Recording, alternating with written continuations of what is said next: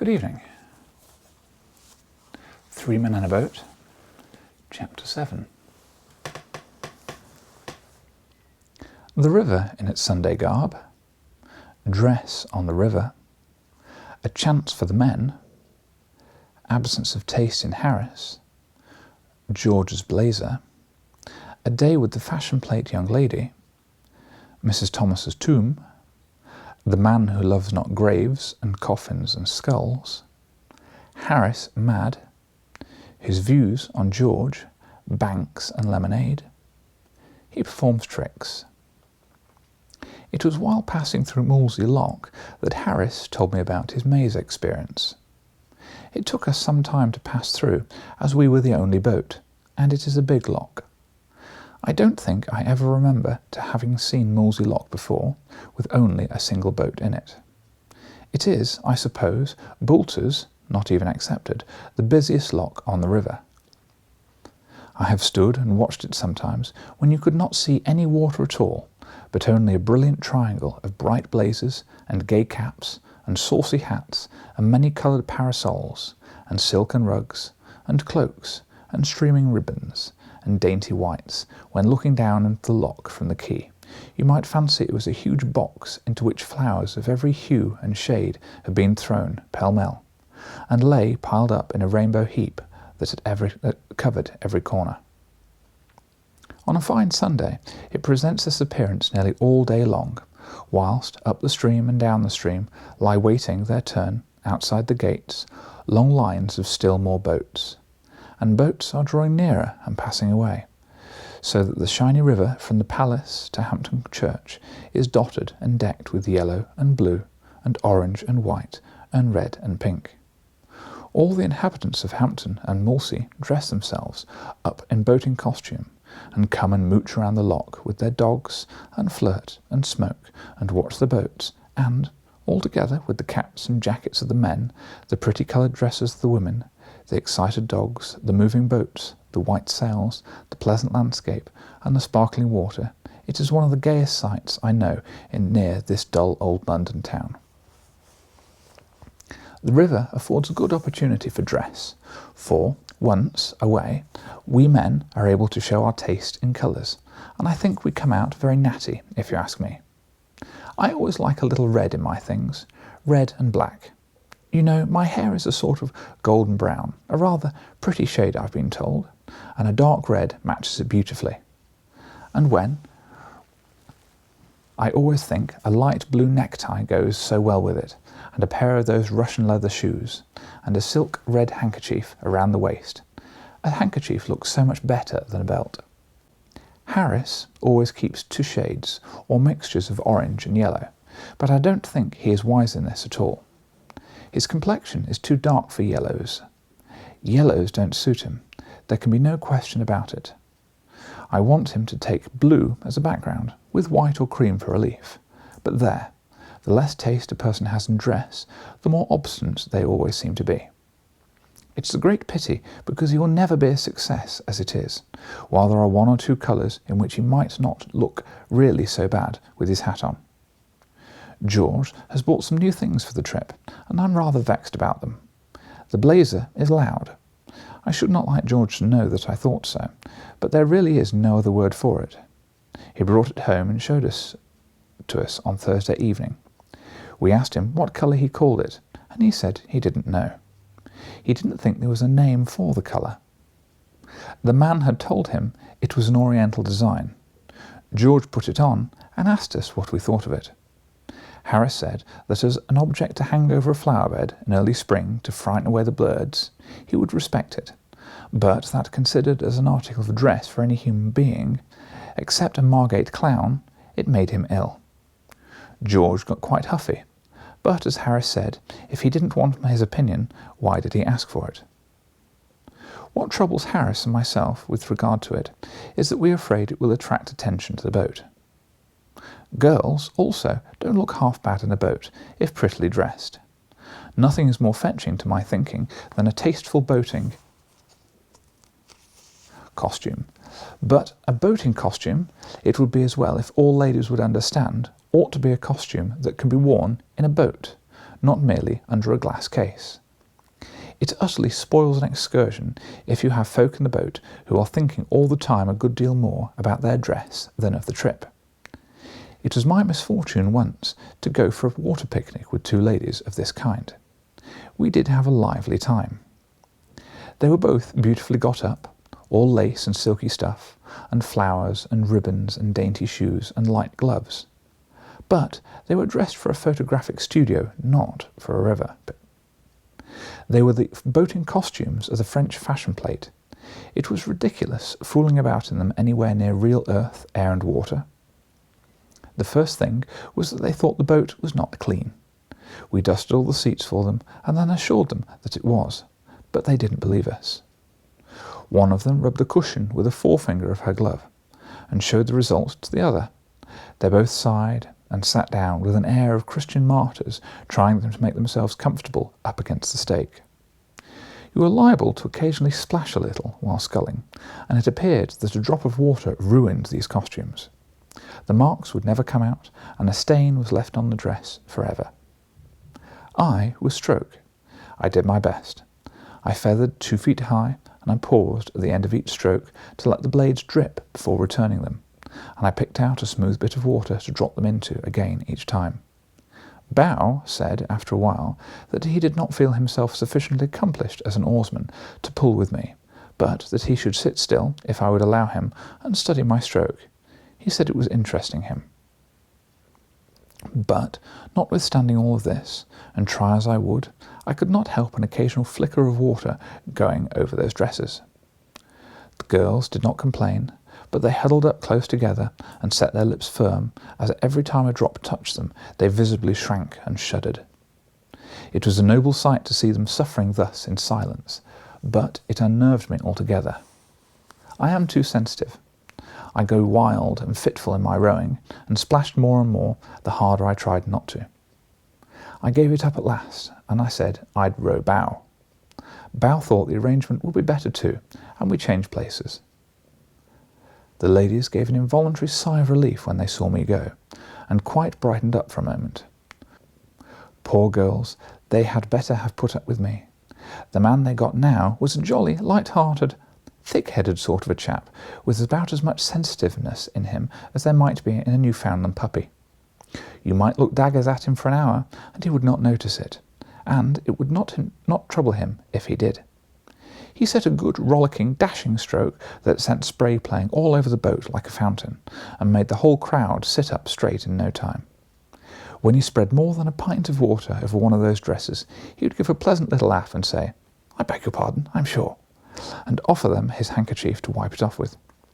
"Oh, it's of no consequence," the poor girls would murmur in reply, and covertly draw rugs and coats over themselves to try and protect themselves with their lace parasols. At lunch they had a very bad time of it. People wanted them to sit on the grass, and the grass was dusty.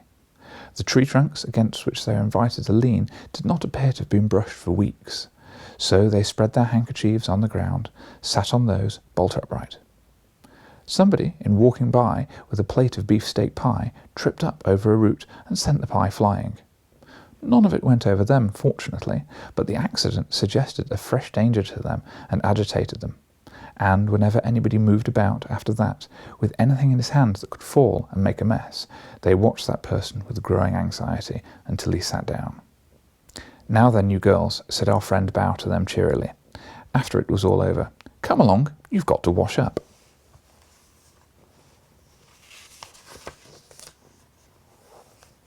They didn't understand him at first. When they grasped the idea, they said they feared they did not know how to wash up. "Oh, I'll soon show you," he cried. "It's rare fun. You lie down on you lean over the bank, and slush things about in the water." The elder sister said she was afraid they hadn't got the dresses on suited to the work. "Oh, they'll be all right," he said light-heartedly. "Tuck 'em up." And he made them do it too. He told them that this sort of thing was half the fun of a picnic. They said it was very interesting. Now, I come to think it over. Was that young man as dense-headed as we thought? Or was he? No, impossible. There was such a simple, childlike expression about him. Harris wanted to get out at Hampton Church and go and see Mrs. Thomas's tomb. "Who is Mrs. Thomas?" I asked. "How should I know?" replied Harris. "She's a lady that's got a funny tomb, and I want to see it."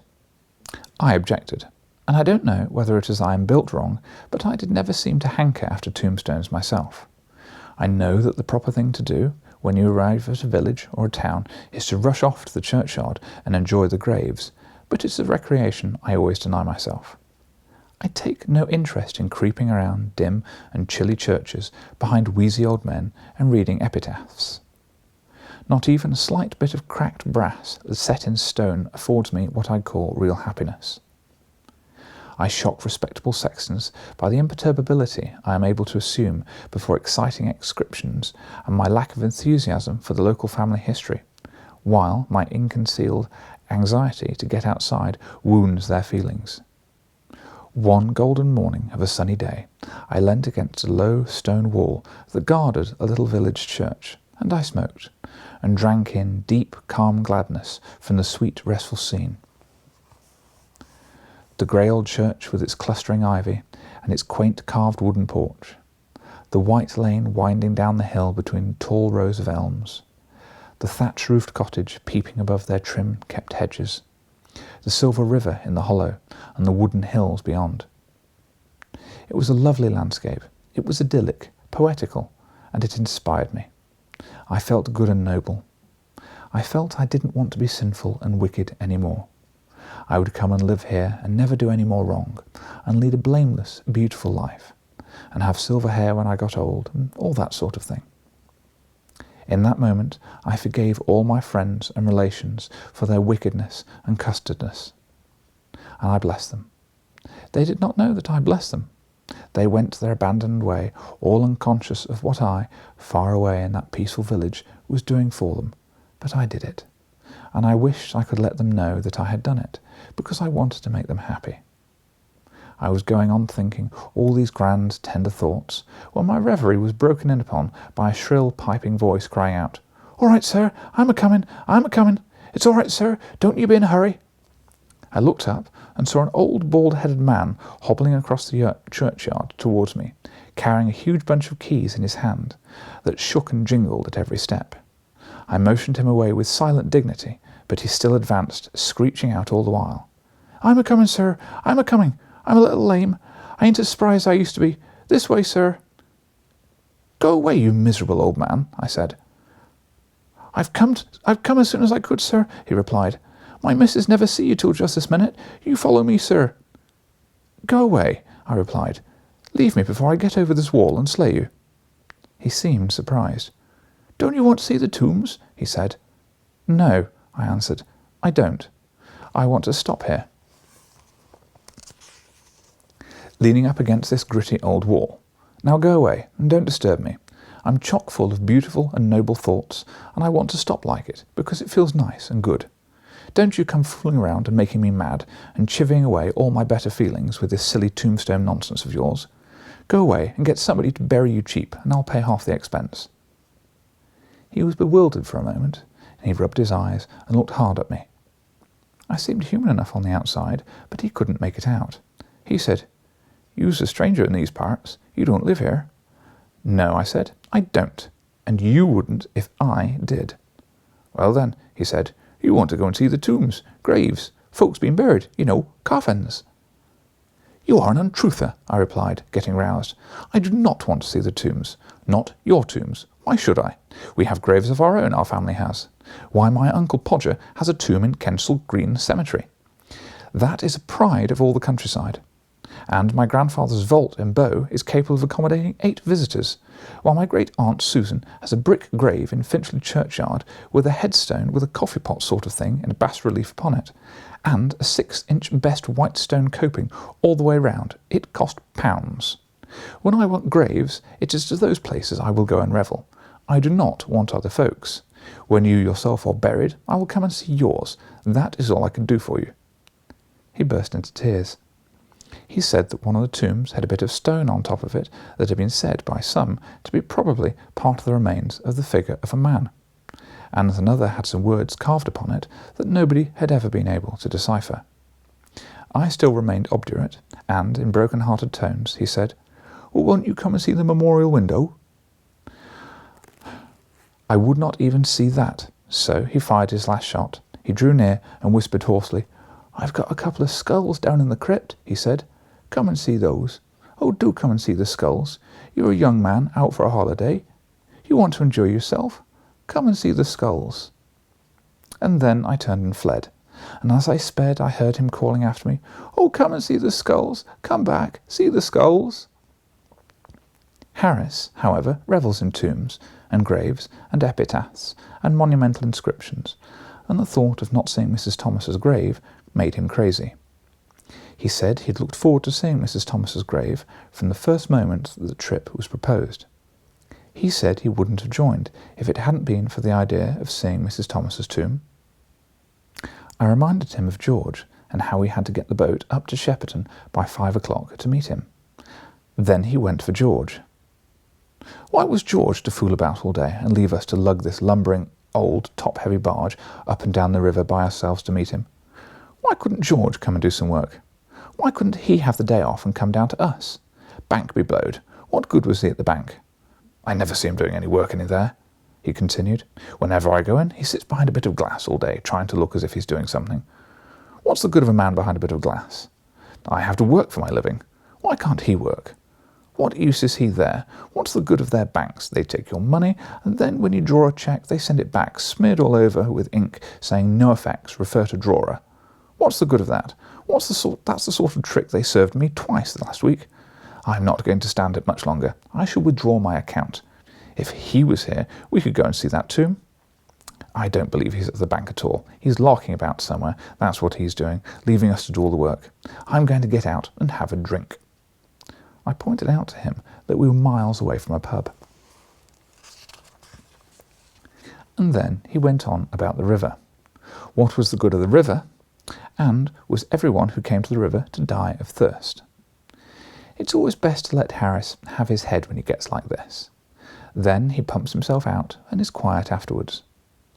I reminded him that there was concentrated lemonade in the hamper and a gallon jar of water in the nose of the boat, and that the only two wanted mixing to make a cool and refreshing beverage. Then he flew off about lemonade, and such like Sunday school slops, as he termed them, ginger beer, raspberry syrup, etc., etc. He said they all produced dyspepsia and ruined body and soul alike, and were the cause of half the crime in England. He said he must drink something, however, and climbed up upon the seat and leant over to get the bottle. It was right at the bottom of the hamper and seemed difficult to find, and he had to lean over farther and farther, and trying to steer the boat at the same time, from a topsy-turvy point of view, he pulled the wrong line and sent the boat into the bank, and the shock upset him, and he dived right down into the hamper and stood there on his head, holding on to both sides of the boat like grim death, with his legs sticking up in the air. He dared not move for fear of going over, and had to stay there until I could get hold of his legs and haul him back. That made him even madder. End of chapter 7.